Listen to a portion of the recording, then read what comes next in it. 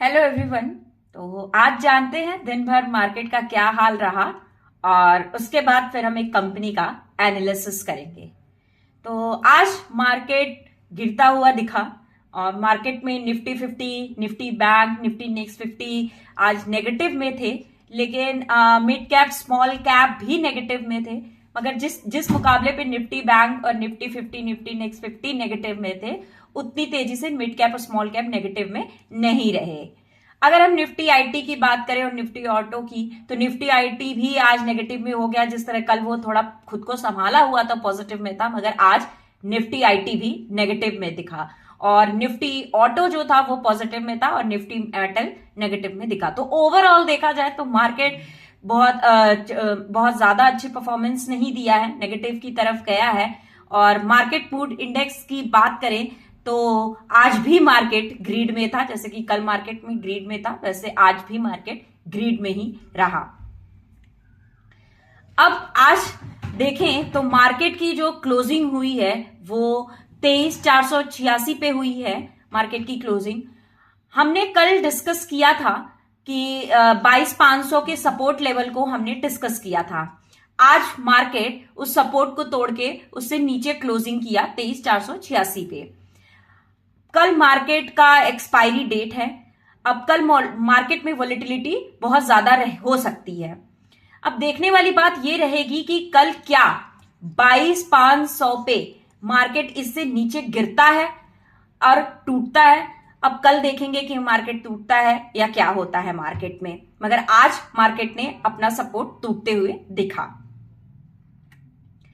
अब बात करते हैं आज की कंपनी जिसके बारे में हम एनालिसिस करेंगे, डिटेल में एनालिसिस करेंगे और देखेंगे कि क्या उसमें आपको इन्वेस्ट करना चाहिए कि नहीं करना चाहिए। वो तो आपके डिसीजंस होंगे, बट हम एनालिसिस करते हैं लक्ष्मी डेंटल लिमिटेड की। सबसे पहले जान लेते हैं कि लक्ष्मी डेंटल लिमिटेड है क्या। लक्ष्मी डेंटल लिमिटेड इंडिया की फुली इंटीग्रेटेड डेंटल प्रोडक्ट्स को बनाती है, जैसे कि अलाइनर हुआ या फिर बच्चों के पेडियाट्रिक प्रोडक्ट्स हुए। और ये मात्र एक ऐसी इकलौती कंपनी है जो बच्चों के पेडियाट्रिक प्रोडक्ट्स को बनाती है। ये इंडिया की सेकेंड लार्जेस्ट डोमेस्टिक लैब है, जिसमें 22,000 प्लस डेंटल नेटवर्क हैं और ये largest export lab in India है। तो ये ओवरऑल डिटेल थी जो लक्ष्मी डेंटल क्या करती है। अब नुआमा की आज की एक रिपोर्ट आई है, जिन्होंने ये बोला है कि वो 40% अपसाइड मतलब देख रहे हैं लक्ष्मी डेंटल शेयर्स को, मतलब टारगेट कर रहे हैं। बेसिकली हम कह सकते हैं कि वो नुआमा को 40% अपसाइड टारगेट कर रहे हैं। अब ये भी कह सकते हैं लक्ष्मी डेंटल का ये पहला बाय रिकमेंडेशन नुआमा की तरफ से आया है। अब देखते हैं, हम खुद से एनालिसिस करते हैं, इसकी ओवरऑल रिपोर्ट को एनालिसिस करते हैं, इसकी नेगेटिव पॉजिटिव सारे पॉइंट्स को जानते हैं, देखते हैं कि क्या इसे लेना चाहिए या नहीं, वो तो आप डिसाइड करना। प्राइस चार्ट को सबसे पहले देखते हैं। लक्ष्मी डेंटल लिमिटेड की प्राइस चार्ट आप देखोगे तो ये हाल ही में लिस्टेड हुआ है, यानी जैन में ये लिस्टेड हुआ है। तो हम देख सकते हैं कि सिर्फ जैन में लिस्टेड हुआ है, तो बहुत लंबा बहुत सालों का तो प्राइस चार्ट हम आपको नहीं दिखा पाएंगे। बट रिटर्न इसकी 24.71 है। अब इसका कह सकते हैं कि सिर्फ जनवरी से ही इसके रिटर्न्स को देखा जा सकता है, तो इस पर बहुत ज्यादा एनालिसिस हम नहीं कर सकते हैं। और ये एक स्मॉल कैप कंपनी है, तो डेफिनेटली इसमें वॉलेटिलिटी अच्छी खासी होगी। और अब इसकी प्रॉफिट एंड लॉस स्टेटमेंट को देखते हैं। सेल्स आप देखोगे तो मार्च 2020 में 150 हुई थी और उसके बाद पेंडेमिक कोरोना आया। पेंडेमिक के बाद इसकी सेल्स थोड़ी घटी और 92 पे आई। फिर मार्च 2022 में इसकी सेल्स बढ़ी और मार्च 2023 में फिर इसकी सेल्स थोड़ी सी बढ़ी और मार्च 2024 में 194 थी। अब सेल्स तो बढ़ी है, लेकिन हम ये नहीं कह सकते बहुत तेजी से इसकी सेल्स बढ़ी है। सेल्स में स्लोली बढ़ी है और एक जगह पे डिप हुई है, जो कि ऑब्वियसली पैंडेमिक के बाद डिप हुई है। एक्सपेंसेस इसके देखे जाए तो बहुत ज्यादा इसके एक्सपेंसेस भी नहीं है। अभी ये देख सकते हो आप 130 रही है मार्च 2022 में और मार्च 2024 में जितना इसका सेल्स था उसी मुकाबले इसकी एक्सपेंसेस भी थी। तो इसका ऑपरेटिंग प्रॉफिट अगर देखा जाए तो बहुत ज्यादा नहीं है इसकी ऑपरेटिंग प्रॉफिट। अगर ऑपरेटिंग प्रॉफिट आप देखोगे 2024 में ये 25 है और मार्च 2021 में ये 4 थी और 2020 में ये 3 थी। तो बहुत तेजी से ना इसकी सेल्स बढ़ रही है, ना इसके एक्सपेंसेस, और ऑपरेटिंग प्रॉफिट में भी बहुत तेजी आप नहीं देख रहे होगे। अगर हम प्रॉफिट बिफोर टैक्स की बात करें तो मार्च 2020 में ये नेगेटिव में जा चुकी है। यानी कि अगर प्रॉफिट की बात करें तो टैक्स के प्रॉफिट मतलब टैक्स के पहले ही इसकी जो थी इसकी यहां पर प्रॉफिट थी वो नेगेटिव में है। यहां पर 21 में -4 था और मार्च 2024 में ये जाके पॉजिटिव हुई है। यानी कंस्टेंटली 2020 से 2023 तक ये नेगेटिव में रही है, लेकिन 2024 में ये थोड़ी सी पॉजिटिव हुई है, लेकिन बहुत ज्यादा इसका प्रॉफिट नहीं हुआ है 2024 में भी।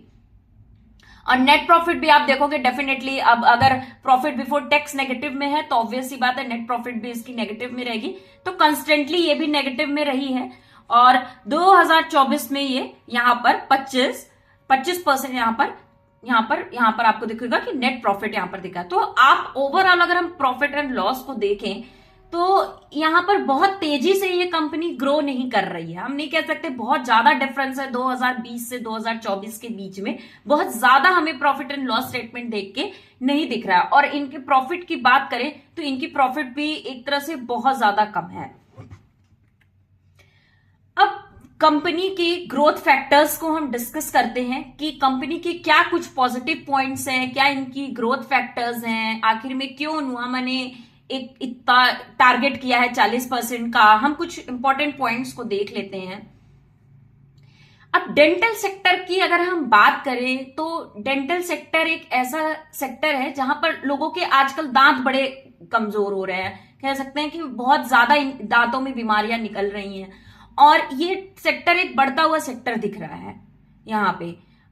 ये अब हालांकि ये जो मार्केट है डेंटल सेक्टर का ये अंडर पेनिट्रेटेड मार्केट है और इसमें ग्रोथ बहुत ज्यादा है। अभी कह सकते हैं कि हाईली अंडर पेनिट्रेटेड है, बट इसमें बहुत ज्यादा अपॉर्चुनिटीज हैं इस मार्केट में। अब अपॉर्चुनिटीज को देखा जाए तो अब लोगों का क्या है कि अब लोग प्रीमियम प्रोडक्ट्स की तरफ शिफ्ट हो रहे हैं, यानी मेटल फ्री प्रोडक्ट्स की तरफ जा रहे हैं। पहले क्या होता था दांत में कुछ भी लगा दिया जाता था, डॉक्टर्स लगा देते, बट अब मेटल फ्री प्रोडक्ट्स की तरफ लोग जा रहे हैं, यानी कि क्वालिटीज प्रोडक्ट की बढ़ रही है अब। और इस डेंटल फील्ड में डिजिटलाइजेशन आ रही है और जिसकी वजह से एफिशिएंसी भी आ रही है इनके काम में। जो डॉक्टर्स हैं इनमें डिजिटलाइजेशन, इनकी मशीन्स हैं जो काफी, जिससे दांतों को डिफरेंट टेक्निक्स आ रही हैं और एस्थेटिक प्रोडक्ट्स आने लगे हैं दांतों में लगाने के लिए, एसेसरीज आने लगी हैं दांतों के, अलाइनर्स आने लगे हैं, जो कि ग्रोथ है। ये सब जो चीजें मैं आपको बता रही हूँ ये ग्रोथ है मार्केट की, इस सेक्टर की, डेंटल के सेक्टर की ये ग्रोथ दिख रही है। अब किड्स के भी प्रोडक्ट आ गए, किड्स डेंटल के भी प्रोडक्ट्स आ गए हैं, जो कि अभी मैंने बताया था कि ये कंपनी सिर्फ और सिर्फ लक्ष्मी डेंटल सिर्फ और सिर्फ पहली कंपनी है जो किड्स के पेडियाट्रिक प्रोडक्ट्स को बनाती है। तो ये क्या कहते हैं, अब इनके भी प्रोडक्ट्स आने लगे हैं जिसमें ये अच्छा खासा कंपनी बेनिफिट उठा सकती है। अब क्या है कि इतनी हाईली अनऑर्गेनाइज्ड मार्केट में भी लोग अब ब्रांड्स तरफ घूम रहे हैं। मतलब अब डेंटल सेक्टर में पहले ये नहीं होता था कि इस ब्रांड का हमें चाहिए, उस ब्रांड का, बट अब इस सेक्टर में भी लोग ब्रांड्स की तरफ जा रहे हैं, जिसका ये कंपनी अच्छा खासा फायदा उठा सकती है। तो ये ओवरऑल ग्रोथ फैक्टर्स थे। लेकिन कहते हैं कि हर एक सिक्के के दो पहलू होते हैं। इनके ग्रोथ फैक्टर्स तो हमने देख लिए, मगर इनके कुछ नेगेटिव एस्पेक्ट भी हैं जिसको हमें जानना जरूरी है, क्योंकि हम प्रॉपर एनालिसिस करने के बाद ही इन्वेस्टिंग की तरफ जा सकते हैं। तो अगर हम इसके रिस्क फैक्टर्स को देखें कि क्या क्या रिस्क है, तो लक्ष्मी डेंटल की जो ऑपरेशन साइकिल है वो सिर्फ वेस्ट इंडिया में है। अगर हम ईस्ट इंडिया की बात करें तो उधर लक्ष्मी डेंटल्स का इतना ज्यादा नहीं है। इनकी ओवरऑल सब कुछ इनके ऑपरेशनल सिर्फ वेस्ट इंडिया में होता है। तो इनकी कह सकते हैं जियोग्राफिक कॉन्सेंट्रेशन है, जियोग्राफिक ये ज्यादा फैले हुए नहीं है, जियोग्राफिकली ये बहुत ज्यादा इंडिया में फैले हुए नहीं है। और जो इनका नेटवर्क है वो बहुत स्ट्रांग नहीं है। अब कैसे स्ट्रांग नहीं है इसको समझते हैं। इंडिया में क्या होता है कि अगर आप डेंटल सेक्टर में जाते हो तो क्या होता है कि हम अनऑर्गेनाइज्ड प्लेयर्स जैसे क्लिनिक्स हैं वहां दांतों को दिखाते हैं, तो इनके कनेक्शंस उन क्लिनिक से, छोटे छोटे क्लिनिक से नहीं है, उन प्लेयर से इनका नहीं है। ये अपना ही इनका खुद का फ्रेंचाइजी है जहां पर ये अपना सब कुछ करते हैं। तो ये इनका एक फेलियर है। क्योंकि लोग आजकल अनऑर्गेनाइज जो क्लिनिक्स होते हैं वहां ज्यादा जा रहे हैं, तो वहां इनका नेटवर्क बिल्कुल भी नहीं है। और अगर इनकी ग्रोथ रेट की बात करें तो ये स्लोअर है। अभी हमने जो प्रॉफिट एंड लॉस स्टेटमेंट देखा था, आपको मैंने यहां पर एनालिसिस करते टाइम ही बताया था कि ये बहुत स्लो ग्रोथ हो रही है इनकी, बहुत स्ट्रांग ग्रोथ नहीं है। 2024 में थोड़ी बहुत परफॉर्मेंस इनकी हुई है, मगर बहुत ज्यादा स्ट्रांग नहीं हुई है। तो यहां पर आप देख सकते हो कि इनकी जो बहुत ज्यादा स्लो ग्रोथ है यहाँ पे। तो अगर और अलायंस बिजनेस में इनका बहुत ज्यादा, ये जितना एक्सपेक्टेशन है इस बिजनेस में, उतनी ज्यादा ये एक्सपेक्टेशन पे नहीं खड़े उतर पा रहे हैं। इन प्रोडक्ट का जो प्राइसिंग है वो काफी लो है। प्राइसिंग लो है और इनका जो lack of long term purchase orders ये भी कम है।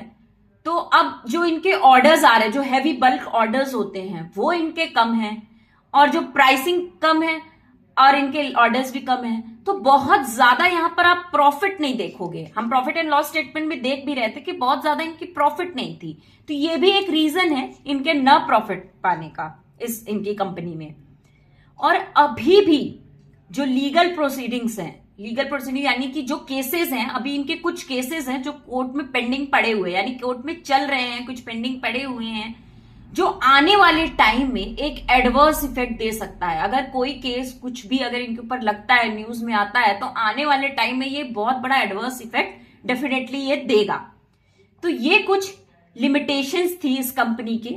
हमने आपको ग्रोथ फैक्टर्स भी बता दिए, हमने आपको रिस्क फैक्टर्स यानी लिमिटेशंस और पॉजिटिव पॉइंट सब कुछ बता दिया, और प्रॉफिट एंड लॉस स्टेटमेंट भी बता दिया। अब आप बताओ कि क्या आप लक्ष्मी डेंटल में आज की जो न्यूज आई है नुआमा की तरफ से, वो क्या आप इसमें आप अपना पैसा लगाना चाहोगे या फिर नहीं, इस रिस्क फैक्टर्स को देख के? तब तक के लिए थैंक यू।